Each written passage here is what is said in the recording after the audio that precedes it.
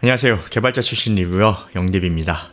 벌써 11월이 되었습니다. 저희 덕후들에게 11월은 아주 큰 행사의 달이죠. 원래는 블랙 프라이데이가 가장 큰 행사였었죠. 그리고 11월 11일 누군가에게는 빼빼로 데이를 생각하겠지만 저희는 다른 행사가 있죠.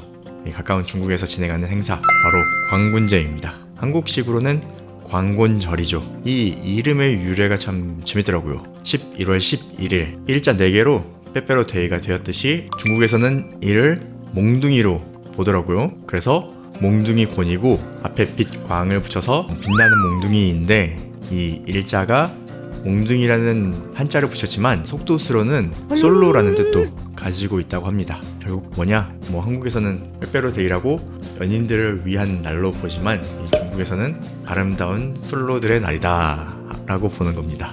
그럼 솔로가 솔로의 날에 뭘 할까요? 결국 나를 위해 뭔가를 사는 거죠. 내 선물을 사는 거죠. 그래서 아마도 알리익스프레스에서 블랙 프라이데이에 대항하기 위해 11월 11일을 광군제로 만들지 않았나 생각이 됩니다. 블랙 프라이데이 전에 솔로들의 지갑을 털겠다, 이런 의미겠죠? 참 대단하네. 뭔가 이 상술에 좀 놀아나고 있다고도 생각은 되지만 어떡해요, 싸잖아요. 싼데 일단 지르고 봐야죠. 저희는 그럴 자격이 있잖아요. 그래서 이번 알리익스프레스 광군제에는 4가지 제품을 준비했습니다. 앰프 한 종과 이어폰 3종이에요. 그중 오늘 소개할 제품은 SMSL에서 출시한 DO400, 일명 도400입니다. DO400은 올인원 헤드폰 앰프입니다. DAC와 헤드폰 앰프를 탑재하고 있어요. 그래서 프리 앰프로 사용할 수도 있어요. 그리고 이 도400이 출시한 지는 좀 되었잖아요. 조금 늦었다고 볼 수 있는데 이유가 있습니다. 이 앰프는 이어폰과 다르게 사용하다 문제가 생길 수 있는 확률이 아주 조금 더 높습니다. 그래서 AS를 고려하지 않을 수가 없는데 무작정 싸다고 직구를 하는 것은 제가 생각할 땐 아니라고 보거든요. 그래서 판매자에게 AS에 대한 우려를 강하게 어필했습니다. 그 결과 해결이 됐겠죠. 어떻게 해결이 되었는지는 영상 뒤쪽에서 설명해 드릴게요. 그럼 일단 DO400 어떤 제품인지 확인해 보도록 하겠습니다. DO400은 DAC를 포함한 풀 밸런스 헤드폰 앰프입니다. 아마도 제가 생각할 때 DAC와 헤드폰 앰프 분리형으로 가지 않는다면 올인원에서 최고의 가성비 제품이 아닐까 생각합니다. 이런 제품이 왜 이제야 나왔는지 정말 잘 만든 제품이에요. 물론 비슷한 회로 구성의 D40 프로도 있지만 컨트롤적인 면에서는 디스플레이가 있는 DO400이 확실히 편하고 좋습니다. 그리고 리모컨도 제공하고 있습니다. 본체에 버튼이 하나밖에 없다 보니까 아무래도 옵션 설정할 때는 리모컨으로 컨트롤하는 것이 훨씬 더 편하더라고요. DO400 후면을 보면 입력은 모두 디지털만 맞습니다. USB, 코엑셜, 옵티컬, I2S, AES, EBU, 그리고 블루투스까지 전부 디지털이죠. 출력은 아날로그인데 프리 쪽에 XLR과 RCA 단자가 있습니다. 그리고 전면에 헤드폰 단자가 있는데 XLR 4핀 밸런스 단자와 4.3mm 밸런스 단자, 그리고 6.35mm 언밸런스 단자가 있습니다. 이번엔 앰프 내부를 볼게요. 메인 덱은 ESS4 플래그십 칩인 ES9039MS 프로입니다. 이 싱글 덱이지만 8채널짜리라서 풀 밸런스 구성하고 4채널이 남습니다. 이 DO400 전반적인 컨트롤은 엑스모스의 XU316이 담당하고 있고 OP앰프죠.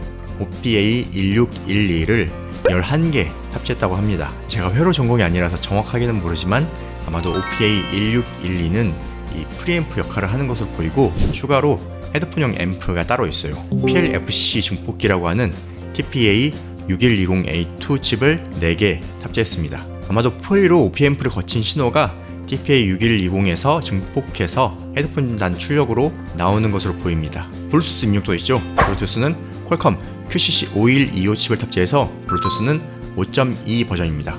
코덱은 LDAC과 aptX ACD를 탑재했습니다. 이 퀄컴 칩에 LDAC을 탑재할 수 없다는 얘기를 본 것 같은데 이렇게 LDAC은 소프트웨어라서 퀄컴 칩에도 탑재가 가능합니다. 이 내부 구성에서 D40 프로와 다른 점이 또 있어요. OP앰프가 DO400은 11개 탑재인데 D40 프로는 9개 탑재이고 블루투스 버전이 다릅니다. DO400은 QCC5125 탑재로 블루투스 5.2 버전인데 D40 프로는 블루투스 5.0 버전 탑재라고만 되어 있습니다. 그리고 중요한 점 한 가지, 이 다른 점이 퓨즈를 교체할 수 있다는 점이에요. 이게 직구 제품이라서 추후에 문제가 생길 경우 이 정기적으로는 퓨즈에서 1차적으로 걸러지는데 DO400은 퓨즈가 나갈 경우 외부에서 바로 교체가 가능하다는 점입니다. 이런 점에서 확실히 DO400이 더 좋다고 볼 수 있습니다. 제가 기존 측정실에서 오디오 인터페이스를 모투 M2를 사용하고 있었어요. 그리고 테스트용으로 이 DO400을 받아서 여기 프론티어에 연결하고 음악을 틀었는데 와, 프론티어에서 이런 저음이 이 저음 박력이 엄청나게 나오는 거예요. 그래서 볼륨이 많이 높은가 했는데 볼륨이 높지도 않았어요. 이 M2도 같은 ESS 칩인데 사운드가 확실히 다릅니다. OP앰프가 많이 들어와서 그런지 느껴지는 힘이 다르더라고요. 그때 생각했죠. 이거 대박이다. 이거 싸게만 살 수 있다면 대박이다 라고 생각했죠. 여러분도 이거보다 저렴한 제품을 사용하고 계셨다면 이거 들어보시면 진짜 깜짝 놀라실 거예요. 그리고 오늘 테스트는 가장 많이 사용할 USB 입력으로 헤드폰 단에서 어떻게 나오는지 테스트를 진행했습니다. 보통 제조사 제공 데이터하고 해외 측정 사이트 데이터를 보면 XLR 단자에서 측정한 데이터를 제공하더라고요. 그런데 이 제품 보통 헤드폰이나 이어폰을 들을 목적으로 사용하는 경우가 많죠. 그래서 여기 헤드폰 단 측정이 중요하다 이 얘기를 하고 싶었습니다. 먼저 3.5mm 언밸런스 단부터 보겠습니다. 기본적으로 모든 측정은 300옴 저항이 연결된 상태입니다. 먼저 로우 출력입니다. 최대인 플러스 2dB 볼륨에서 출력 전압 2.4V, THD 플러스 N은 0.0004%입니다. 로우인데 이 정도 출력도 훌륭하죠.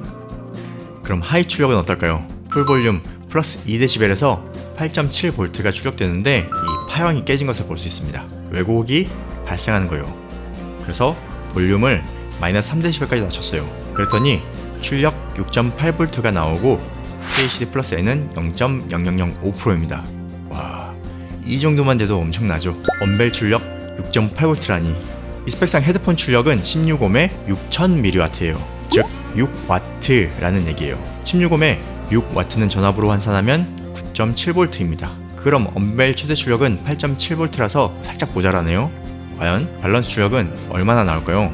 4.3mm 밸런스 단에서 측정했습니다. 로우 출력이고 볼륨은 최대 플러스 2dB입니다. 최대 출력은 4.8V예요. 언벨에서 딱 2배 출력이 나오네요. 출력을 하이로 바꾸면 어떨까요? 볼륨 최대 플러스 2dB에서 17.4V가 나오는데 왜곡이 발생하네요. 역시 언벨의 2배가 나오긴 합니다. 사용할 수 있는 범위를 확인해 볼게요.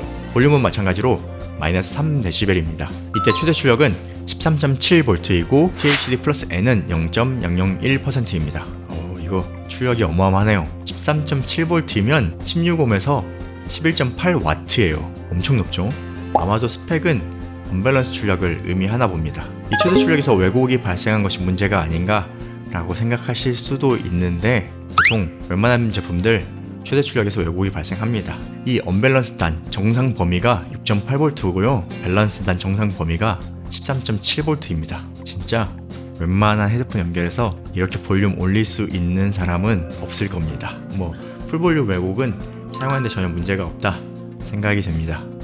다음 주파수 특성을 보겠습니다. 주파수 측정은 20에서 90kHz 대역이고 기본 필터인 미니멈 페이지 상태입니다.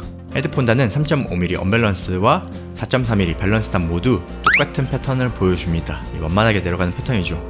다음 SNR 측정 결과를 보겠습니다. 헤드폰 단자 스펙상 SNR은 126dB입니다. 저희 측정 결과 3.5mm 언밸런스 단자에서 123dB로 측정되었습니다.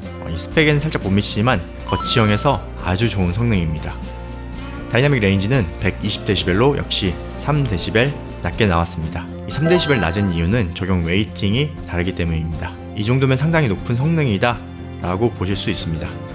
그리고 4.3mm 밸런스 단에서 다이나믹 레인지는 116dB입니다. 다음 IMD 결과를 보겠습니다. IMD는 두 개의 신호를 넣어서 왜곡을 측정하는 것으로 실제 음악에서 발생하는 왜곡을 볼 수 있다고 합니다.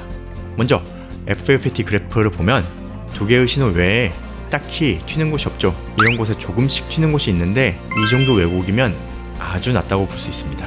이걸 수치로 보면 100dB에 넘는 성능을 볼 수 있습니다. 이 정도면 엄청난 성능이에요. 보통 포터블은 90dB 넘기기가 쉽지 않거든요. 그리고 다음 측정으로 이 DO400이 제대로 만든 풀 밸런스 앰프라는 사실을 확인할 수 있습니다. 바로 크로스토크 성능 보여드리겠습니다. 와, 이런 수치는 저도 처음 봅니다. 보통 헤드폰 단에서 아주 잘 나오는 크로스토크 성능이 120dB 정도예요. 역시 밸런스 단은 100에서 120dB에 가까운 성능이 나오죠. 그리고 언밸런스 단은 그라운드를 공통으로 사용하기에 67dB 정도 나왔습니다. 제가 혹시나 해서 XLR 단자를 측정해봤는데 무려 150dB의 성능이 나왔습니다.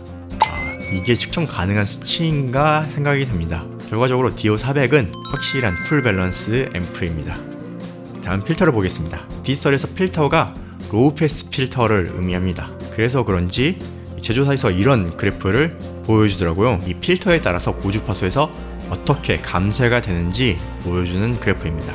이때 측정하는 샘플링 레이트는 44.1kHz예요. 그러니까 실제 22kHz 이상의 사운드는 없다고 보시면 됩니다. 22kHz 이상을 어떻게 처리하는가를 보시면 됩니다. 오프는 필터가 없으니까 그냥 쭉 뻗는 그래프를 보여주고요. 미니멈 패스트와 로우 디스퍼션이 또 꼬리가 길게 나오네요.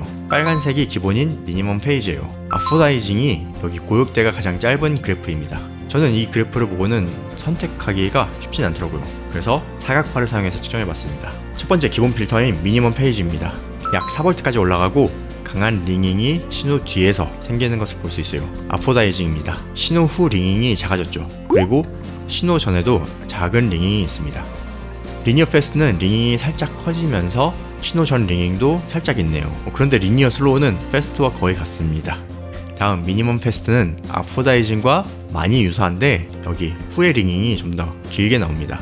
그리고 미니멈 슬로우는 미니멈 패스트와 거의 동일합니다. 실제 FFT에서도 비슷했었죠. 로우 디스퍼션은 후 링잉이 빠르게 줄어드는 것을 볼 수 있습니다. 이 차이가 소리로 들을 때 차이가 크진 않아요. 그래도 타악기 사운드를 잘 들어보시면은 조금씩 그래프처럼 차이가 느껴질 겁니다. 그런데 재밌는 필터가 하나 있어요. 지금까지 보여준 필터가 다 고만고만했죠. 그런데 이 그래프 필터 오프는 갑자기 6V까지 올라가 버립니다. 즉 출력이 더 높다고 볼 수 있어요. 실제로 들어봐도 필터를 적용한 것보다 필터 오프가 저음에서 박력이 더 크게 느껴집니다. 진동판을 강하게 움직이는 것이 딱 들려요. 이게 볼륨이 올라간 건지 싶은데 임팩트가 너무 강하게 치고 나오니까 저는 이 필터 오프가 가장 좋게 들리더라고요. 다음으로 사운드 컬러가 9가지가 있어요. 그런데 이 사운드 컬러를 측정을 해봤는데 특이하죠? 스탠다드만 빼고 나머지는 다 똑같은 패턴을 보여줍니다. 실제로도 변화가 크게 느껴지진 않는데 그 중에서 크리스탈이 가장 선명한 느낌이 들었어요. 이 사운드 컬러는 여러분이 직접 테스트해보시고 좋은 걸 선택해서 사용하시면 될 것 같아요. 이 DO400 사운드는 확실히 출력이 깡패라서 그런지 올인원 거치형 중에서는 가장 좋은 제품이 아닌가. 제가 아직 이것보다 좋은 제품을 못 써본 것 같아요. 진짜 가성비 좋게 잘 나온 것 같습니다. 알리익스프레스와 함께하는 공동구매, 이번 행사는 11월 11일 광군제에 맞춰 시작됩니다. 가격은 아직 확실한 최종 할인가를 받지는 못했어요. 그래도 대충 한국에 수입할 때 관세를 포함해서 50만원 언더로 예상이 됩니다. 그런데 현재 물량이 많이 없다고 해요. 블랙 45대, 실버 5대, 총 50대만 준비가 되었습니다. 아마도 할인 코드가 공개되자마자 끝날 것 같긴 한데 이 성능인데 50만원 아래예요. 그리고 중요한 전달 사항이 있습니다. 직구를 하는 이유가 뭘까요? 저렴하게 사는 거죠. 대신에 이 배송이 오래 걸리거나 제품에 문제가 있을 수도 있어요. 그래서 저도 이런 직구할 때는 앰프 같은 제품은 좀 꺼렸던 것이 사실이에요. 특히나 이런 가격도 어느 정도 있는 제품은 불량을 받거나 사용 중 문제가 발생하면 좀 곤란해지죠. 그래서 판매자에게 그런 부분을 적극적으로 어필했더니 이번에 한국 사무소를 만들었습니다. 한국 사무소에서는 아마도 물류 대행을 해주는 것 같아요. 그래서 주문하고 30일까지는 초기 불량으로 해서 새 제품으로 교환하거나 반품 환불을 진행해준다고 합니다. 그리고 1년간 AS를 책임진다고 하네요. 그리고 이때 중요한 것은 이 제품을 중국으로 보내는 것이 아니라 한국 사무실에 보내면 됩니다. 이 얘기 듣고 앰프도 이제 직구할 만 하겠다. 그래서 이번 행사에 넣었습니다. 정말 만약이고 거의 대부분 없겠지만 만약에 받았는데 제품에 문제가 있다. 그러면은 판매자에게 문의하면 어떻게 처리할 수 있는지 알려줄 겁니다. 그리고 11월 11일 할인 코드 공개는 대략 5시경 영디비 멤버십부터 공개할 예정입니다. 그리고 다음 리뷰는 시간이 얼마 없는 관계로 3가지 제품을 한꺼번에 진행할 예정입니다. 제품은 나이스 HCK의 F1, 그리고 이거 이름이 조금 애매하죠? 주지어 플레임 BGPP DM9입니다. 네, 오늘은 슬슬 도사백을 살펴봤습니다. 이번 11월 11일 광군제는 솔로들을 위한 날이라고 합니다. 준비된 수량이 얼마 없으니까 커플과 유부남은 솔로에게 양보 부탁드립니다. 유부남이 산다고 해도 검증 못해요. DAC와 앰프를 포함한 올인원 거치형 중에서 이만한 가성비를 찾아보긴 어려울 것 같네요. D40 프로하고 가격 차이도 크진 않을 거예요. 그리고 이렇게 저렴하게 구매할 수 있는 건 아마 이번이 마지막 기회가 아닐까 생각합니다. 이거 수량이 많지 않아서 죄송합니다. 그리고 중요한 건 제품에 문제가 생겼을 때 중국까지 보내지 않아도 된다. 한국에 제품 발송하면 됩니다. 이 정도면 엄청난 특가, 엄청난 가성비라고 자부합니다. 다음 이어폰 리뷰 영상도 기대되신다면 구독과 알림 설정 부탁드립니다. 그럼 다음 영상으로 찾아뵙겠습니다. 고맙습니다.